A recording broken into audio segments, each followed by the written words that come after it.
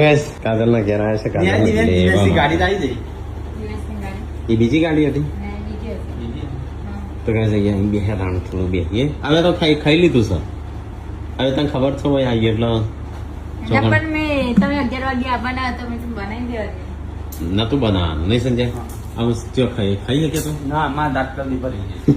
હા તે આટલા સુધી થોડું બાકી થોડું ખાઈ લીધું આરામ કરું તાને તું તૈયાર